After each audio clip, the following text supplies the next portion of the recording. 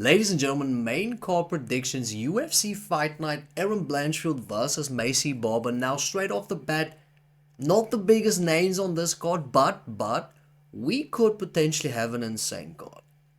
Because, alright, the fighters involved don't necessarily have the most flashy records, but insane prospects with regards to fighters that finish fights, that wants to be dominant and wants to showcase their dominance inside the octagon. So yeah, we might be in for an insane card. We have a lot of fighters participating on the main card that live and die by the sword. So without any further ado, let's get into it. Just prior to getting into it, you know what to do. I would really appreciate that. Starting off the main card, middleweight division, Zachary Reese versus Dusko Todorovic. Now Zachary Reese is 2-2 inside the UFC, and Dusko Todorovic is 3-5 inside the UFC. And I know what you're thinking. These records suck. Listen, Zachary Reese is power personified. His striking, his punching, his kicking. There is an insane amount of power behind those strikes. For a middleweight, he is a tall and big guy. We saw his power on full display when he fought Julian Marquez, knocked him out with an uppercut, opening seconds of the fight. We saw his timing on full display when he fought Medina. Also, he utilized his wrestling. He has ground and pound that's borderline on assault. That is how nasty his ground and pound is. And with regards to his overall game, has good wrestling, has good ground and pound, has good submissions. He is a submission threat and has an insane amount of power, has good timing. I just feel like with regards to his losses inside of the UFC, he's been rather unfortunate. I think his losses has been due to the fact that he is inexperienced within the UFC. Maybe doesn't have the best fight IQ yet, because he fought Cody Brundage, lost via a slam KO, which basically never happens. And then also in his last fight against Azamat Bakoyev, he was on bottom. He was piecing Azamat up, was slicing elbows. He looked good from bottom, really did damage to Azamat, but then he got too complacent, too comfortable, and Azamat knocked him out clean via ground and pound. If we look at Dusko Todorovic, predominantly a grappler that likes to strike to his own detriment due to the fact that he isn't as polished of a striker as Zachary Reese, doesn't have the timing, doesn't have the power, and he does his best work when he is in that short space, close to the clinch, coming off of the clinch, and basically, when he gets his opponent down, his ground and pound is good. He has good transitions with regards to the ground. All of his KO and TKO wins has been via ground and pound and on the ground. So he is really good with regard to that aspect. I just think that the majority of this fight is going to play out on the feet, where Zachary has a massive advantage. We saw Dusko Todorovic in his last fight against Mansour Abdul Malik, and he got pieced up. Fight went to the ground and pound victory for Mansour in that fight, and I think the same is going to happen. When I saw Zachary Reese's ground and pound against Medina, yeah, I think this is going to end badly for Dusko. And I'm going to pick Zachary Reese to win this fight. And I'm going to go first round knockout. I think he gets him out early. Even though Dusko is really tough, I don't see him having anything for Zachary on the feet, on the ground. Zachary Reese wins this via KO first round. Yeah. It's gonna be over quick. That's my prediction. Then moving on to the second fight on this card, light heavyweight division, Dustin Jacoby versus Bruno Lopes. Now Dustin Jacoby is 8-6-1 inside the UFC, 15 fights against Bruno Lopes, who is a solid 1-0 inside of the UFC. Perfect record for Bruno Lopes. When we look at Dustin Jacoby, a kickboxer with great timing, uses his leg kicks, has a devastating cross that basically has sealed the fate of a lot of his opponents. Likes his straight cross, and he's comfortable fighting off of the front and back foot. And when we saw Dustin Jacoby against Dominic Reyes, we saw him blitz against Dominic Reyes and get knocked out. But then he fought Vito Petrino in his last fight, and it was somewhat the complete opposite of the performance against Dominic Reyes, where he looked very labored. He was way more methodical, but not a lot of output from Dustin Jacoby up until the third round. Where in the third round, I think Dustin knew that he had to pick up the pace because he was losing that fight. And he picked up the pace and eventually caught Vito Petrino with a cross that, listen, it knocked him out cold, which was insane. An insane knockout for Dustin Jacoby. So I think Dustin somewhat found, the perfect pace for him to fight at. Not necessarily the Dominic Reyes pace, and obviously not necessarily the Vitor Petrino pace, but basically just in the middle. Where if we look at Bruno Lopez, also predominantly a striker, but he has good wrestling, has an insane leg kick where he basically just blasts that thing and wants it to go through your leg. He has good wrestling that he showed off when he made his UFC debut against Gajiazulov, where he ended up beating Gajiazulov using his wrestling. And he fought on the Contender Series where he won, then basically got signed to the UFC. And listen, as good of a fighter Bruno Lopez probably will be inside of the UFC. Right now, I think it might be a little bit too early. When we saw Bruno Lopez on the Contender Series against Sarginiani, he basically won that fight because Sarginiani ended up dropping him in the first round, expended a lot of energy, and then in the second round, he just wasn't there.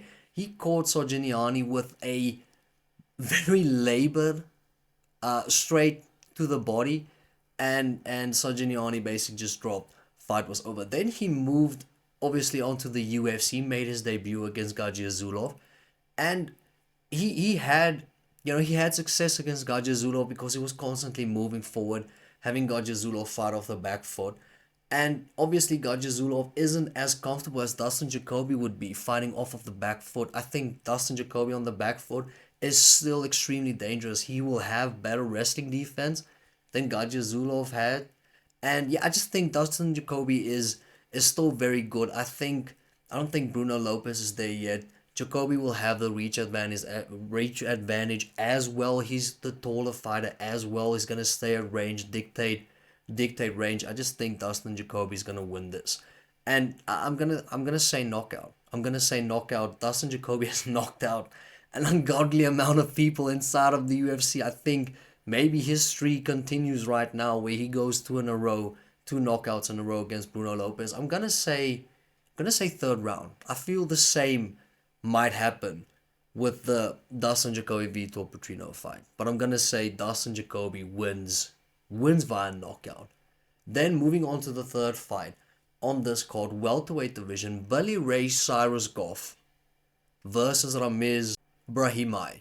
Now, this is basically the battle of the 500s with regards to this fight. If we look at Billy Goff's record within the UFC, it's 1-1. If we look at Ramiz's record within the UFC, it's 3-3.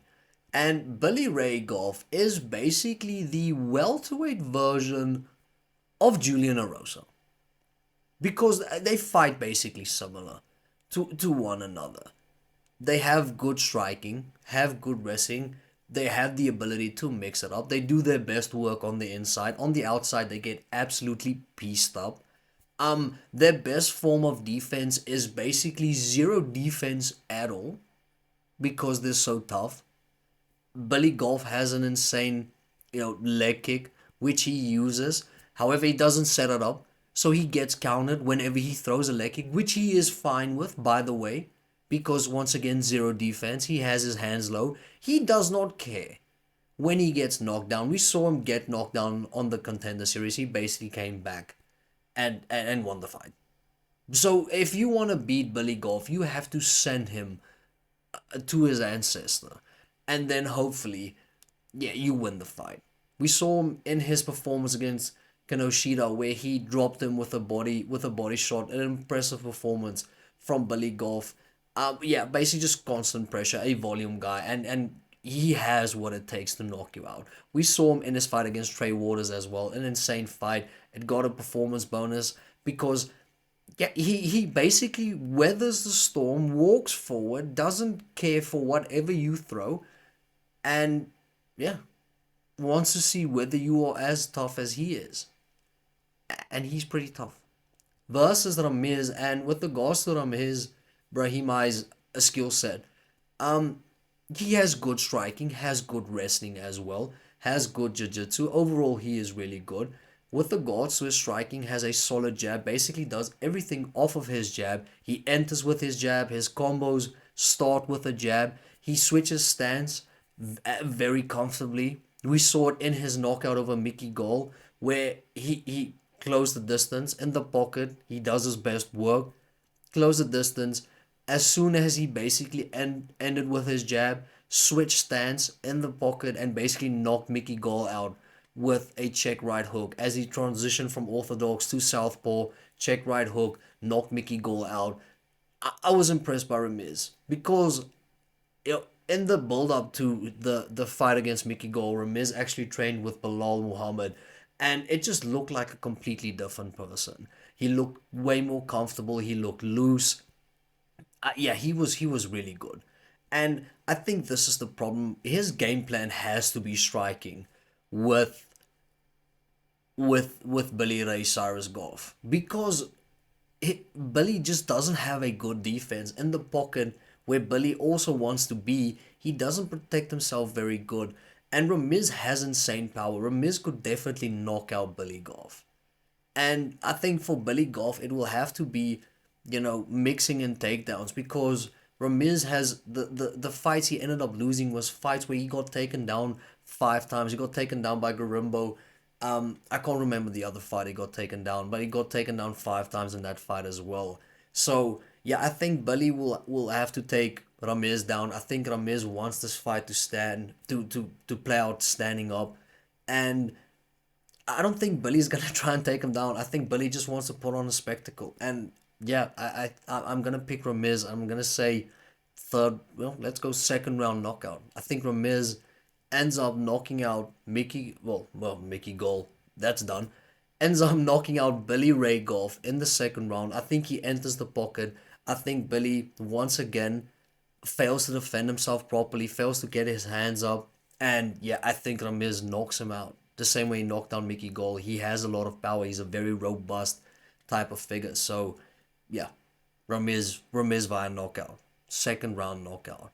And then we move on to the co-main event. It could easily have been the main event on this card. Matthias Gamrot versus Ludovic Klein. Now, almost similar records for both men inside of the UFC. Matthias Gamrot is 7-3 inside of the UFC, and Ludovic Klein is 7-2-1 inside the UFC. The only difference really is the level of competition that these men faced. If we look at Matthias Gamrot has fought, the top lightweights in the world. He fought Dan Hooker, he fought Rafael Fiziev, he fought Arman Sarukian. He's basically seen top competition. And I mean Ludovic Klein, he is really good, but he hasn't seen the opponents that Matthias Gamrot has seen within the UFC. If we look at Gamrot's skill set, predominantly a wrestler, probably one of the best wrestlers inside of the lightweight division. But he does have good striking. He does have a good overhand, good check right hook. And even in his last fight against Dan Hooker, Matthias Gamrot, he impressed me with regards to his striking. Striking is polished. He does have good kicks as well, which he used when he fought Arman Sarukian. And yeah, whenever he blitzes, whenever Gamrot blitzes, his head is to the left. And it's basically the same entry that he would have on his takedown. So you never know whether he is actually shooting for a takedown or blitzing, coming over the top with that right hand. And I think in this fight, Matthias Gamrot's gonna have to feint a lot more, especially because he's fighting Ludovic Klein. Use his feints just to keep Ludovic Klein honest, keep him on the back foot. Otherwise, yeah, Matthias Gamrot off of his back foot, it's just not the same fighter. Ludovic Klein predominantly a striker, but I'd say overall I think Klein is better. I think if we look at wrestling, grappling, striking, I think Ludovic Klein is better. The thing is, you don't necessarily need to be better overall to win a fight. I think Gamrot's wrestling is so much better than Klein's that I think he could actually utilize that and win this fight. And if we look at Ludovic Klein, an insane striker with a... Listen, I don't think I've seen a left head kick that is as fast as Ludovic Klein's left head kick. It travels at the speed of light. And we saw that when he fought Thiago Moises. Ludovic Klein is really sophisticated, is a really sophisticated striker. And his striking is insane. His left head kick, his jab, he has a stiff jab, has a good 1-2, and he has insane hooks as well. I just don't think that he will fight on the front foot like Dan Hooker fought on the front foot when he fought Matthias Gamrot. And I think that's the way to beat Matthias Gamrot, is basically just have Gamrot fight off the back foot. In that way, he can't basically shoot whenever he wants because his wrestling is so good. But I do think that Gamrot would actually be able to shoot in this fight, take Klein down, and somewhat control him on the ground. I think Gamrot wins. Gamrot has also seen better competition. I think he feels somewhat hard done by with the decision loss against Dan Hooker because that could have gone either way. Matthias Gamrot could easily be 8-2 inside of the UFC. So, yeah, I just think Gamrot's experience, I think overall he is good enough to stand with Klein. I don't think he'll get knocked out. He even dropped Dan Hooker when he fought Hooker. Hooker is really good, a really sophisticated striker. So, yeah, I think Matthias Gamrot takes this, and I'm gonna say via unanimous decision. Then we move on to the main event, women's flyweight division, Erin Blanchfield versus Maycee Barber. Now Maycee Barber is 9-2 inside the UFC, and Erin Blanchfield is 7-1 inside the UFC. And if we look at both women and how they fight, it is basically the same. Where both women and their fighting style is predicated on pressure, predicated on volume, constantly moving forward, close the gap, because both women, they're relatively short for the flyweight division. So they wanna close the distance, fight on the inside, use the clinch. The only difference is the outcome. Where Erin Blanchfield wants to use her pressure, wants to use her volume, and basically take you down, control you on the ground, win the fight. Where Maycee basically wants to move forward, close the gap, constant pressure, constant volume, and just bully you. Wants to be in the clinch, deliver her elbows, deliver her strikes in the clinch, and Maycee is really good inside the clinch. We saw it against Caitlin Sermonaro. We saw it against Amanda Hebos, where Maycee just ended up opening Amanda Hebos. Neither woman's defense is that solid. I'd probably say that Erin Blanchfield has the upper hand, but with regards to just pure striking, Maycee has the upper hand. Maycee wants this fight playing out on the feet. Erin wants to take Maycee down. Maycee has good takedown defense, and even Maycee's takedown offense is also good. She has good sweeps and trips that she could utilize. We saw that in the Hebus fight as well. With the to striking, I think, listen, I think Maycee Barber's left head kick will be open. It was weird seeing Rose Namajunas versus Erin Blanchfield. Now, credit to Erin Blanchfield, she lost the first 2 rounds. She adjusted and ended up winning that fight, closed the distance on Rose. But Rose was never looking for that left high kick, which I think was open the entire fight. I think it was open. And I think Maycee will use it. She used it against Amanda Hebus and ended up stunning Amanda, then basically which started the sequence to knocking Amanda Hebus out. I think we will see Maycee also be on top in this fight. Be on top, and it's gonna be interesting to see Erin off of her back. The only woman that Erin hasn't been able to bully was Manon Fior, just because Manon is massive for the division. I don't think Erin will be able to bully Maycee either. Maycee is bigger. I think she has a bigger frame. She has a stronger base. I don't think that she'll be able to do to Rose what she ended up doing to, well, what she ended up doing to Rose. I don't think she'll be able to do that against Maycee. I think Maycee wins this fight. I think it's gonna go the distance. I think it's gonna be a war. It's definitely gonna be interesting. Both women fight with a lot of intent, especially Maycee Barber. She throws hard, and yeah, she doesn't really care for defense just because women in general don't throw as hard as she does. So she's willing to take a few basically just to hand a few out because hers will probably end up doing way more damage than her opponents. So I'm gonna pick Maycee Barber, and I'm gonna say, yeah, unanimous decision victory. But I think it's gonna be a good fight. I think it's gonna be entertaining. We're gonna have constant pressure forward from both women. It's gonna be insane. Those are basically my predictions for UFC Fight Night, Erin Blanchfield versus Maycee Barber. Let me know in the comment section which ones do you agree with, which ones do you disagree with. I would really appreciate it. Have a beautiful day, and I'll see you in the next one.